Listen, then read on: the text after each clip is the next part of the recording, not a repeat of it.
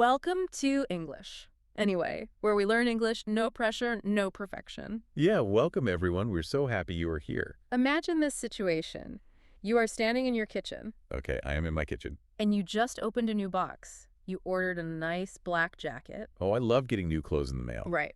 But inside the box, you see a bright pink sweater. Oh no, that is a terrible feeling. Yeah, it really is. You feel very sad. But you also feel bad because now... You have to call customer service in English. Exactly. You have to make that phone call. And that makes everyone, a little nervous. It is very stressful.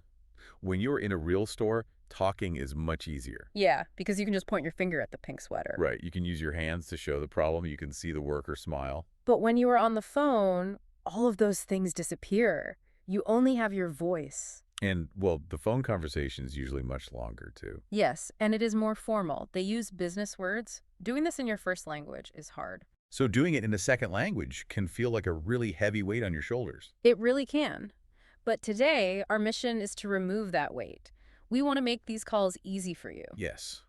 Today, you will learn the common words the workers use. And you will understand the steps of the phone call. Plus, we will listen to real examples. By the end of today, you will feel ready to pick up the phone. And remember, today is an active lesson. You are not just sitting and listening. Right, you are practicing with us. When we ask you to speak, please practice speaking out loud.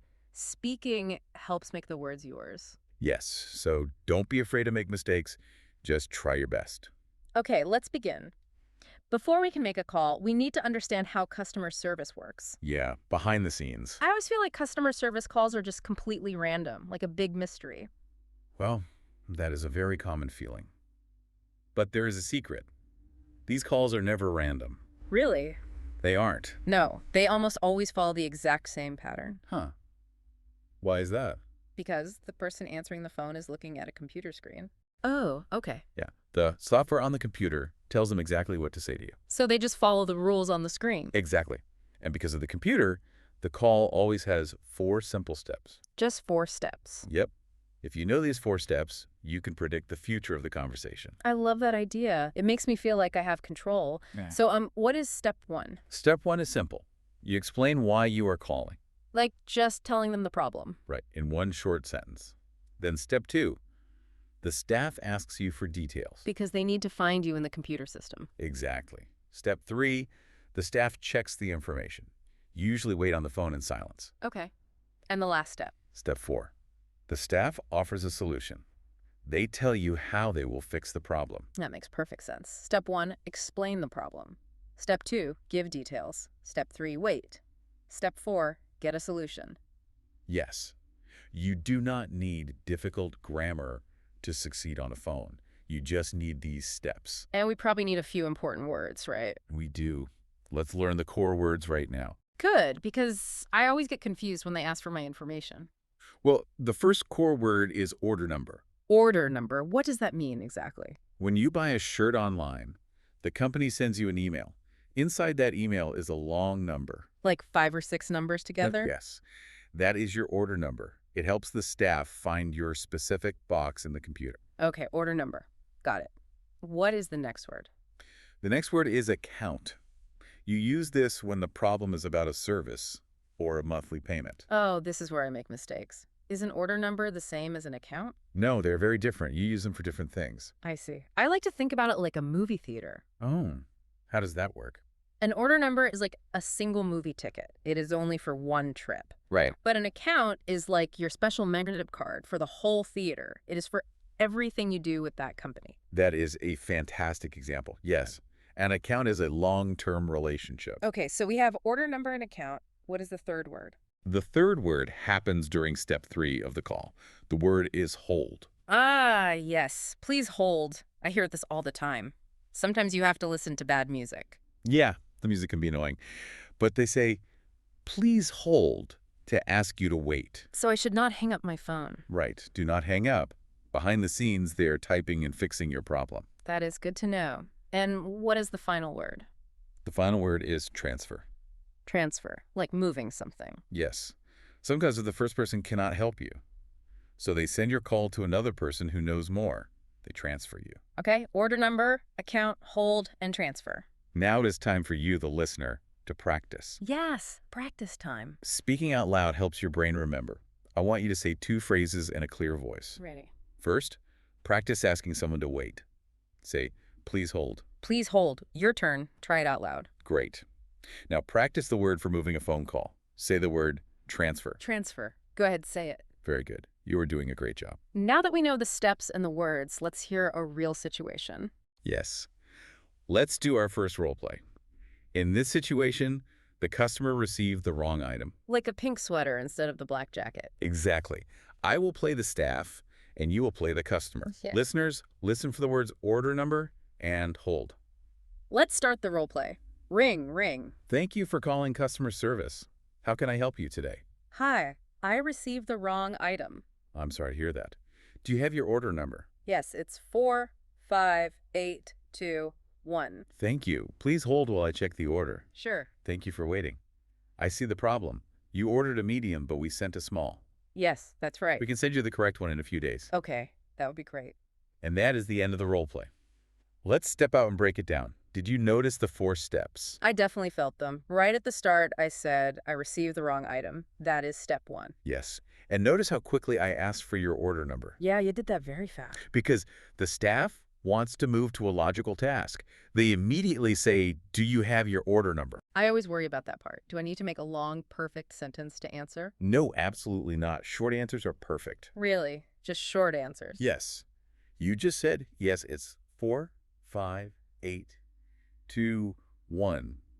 Native English speakers do that every day. Oh, that makes me feel much more confident. Keep it simple. Exactly.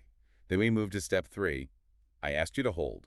Finally, step 4, I offered a solution. It was a very calm phone call. Now let's have the listener practice being the customer. Good idea. Listeners, practice step 1.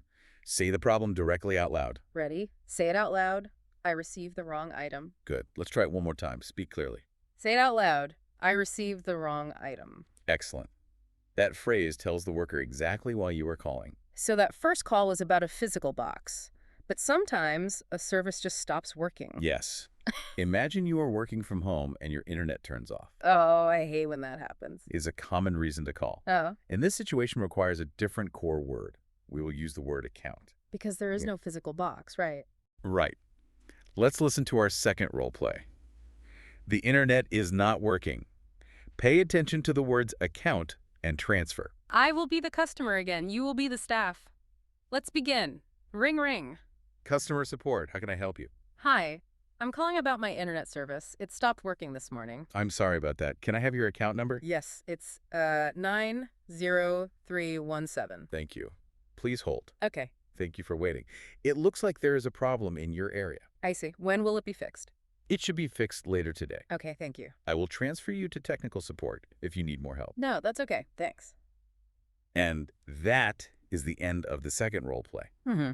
If you listen closely, this call had the exact same 4 steps. It really did. First, I explained my internet stopped working. Then you asked for details, but you didn't ask for an order number. Right, because internet is a long-term service, I asked for your account number. And then step 3, I waited on hold. And step 4, you gave me a solution. It will be fixed later. Yes. But at the very end, I offered to transfer you. And I want to ask about that. If the staff says they will transfer me, does that mean I did something wrong? Oh, no, not at all. Please do not worry about that. That doesn't mean my English is bad. No. The staff just wants to give you the best help. Technical support is a special team. They are the real computer experts. Okay, so it is like being in a big building. What do you mean? Imagine you go to a large hospital. The person at the front desk is nice, but they are not a doctor. Right. They cannot give you medicine. So they guide you to a different room where the real doctor sits. You are not in trouble, you are just changing rooms. Yes. You're just changing rooms on the phone. That is a perfect way to picture it. But I didn't actually need the real doctor. I knew the internet would be fixed later, so I politely said no. Yes, you said, no, that's okay. Thanks. Saying no politely is a very important skill. Many learners feel scared to say no to a native speaker. But using this short phrase gives you control. Let's practice it. Listeners, practice saying no politely, like an adult managing your own time. Say, no, that's okay. Thanks. Let's do it one more time. Relax your voice. Say, no, that's okay. Thanks. Perfect. You sound very natural. We practiced the middle of the call a lot. We practiced waiting on hold and saying no. But to be honest, What is it? I think starting the call is the hardest part. The first 5 seconds are the scariest. It is the hardest part for many people. Yeah. Your brain can just freeze. Yeah. I want to sound like I know exactly what I'm doing. What is the best way to start? The most common and professional way is to use 3 simple words. I'm calling. I'm calling. Okay. You say, I'm calling, and you add your reason. Let's look at 3 useful expressions. Number 1, I'm calling about my order. I'm calling about my order. Short, but it gives a lot of information. Number 2, if you have a service problem, I'm calling because I have a problem with my account. I'm calling because I have a problem with my account. And number 3, for a hotel or restaurant, I'm calling to ask about my reservation. I'm calling to ask about my reservation. These are so useful. They really are. You know, saying I'm calling is like opening the front door to your house. It invites the staff to understand you right away. Exactly. It skips the hard small talk. It is polite and professional. Okay, listener, this is your final practice challenge today. We want you to say all 3 phrases out loud. It trains the muscles in your mouth. Let's do it together. Say, I'm calling about my order. Great. Now say, I'm calling because I have a problem with my account. Excellent. And finally, say, I'm calling to ask about my reservation. You did a fantastic job. You are building confident habits. So we learned a lot today. Calling customer service in English doesn't have to be a terrible experience anymore. No, it doesn't. You know the calls are not random. You know the 4 steps and the core words. You are prepared. You have the tools to succeed.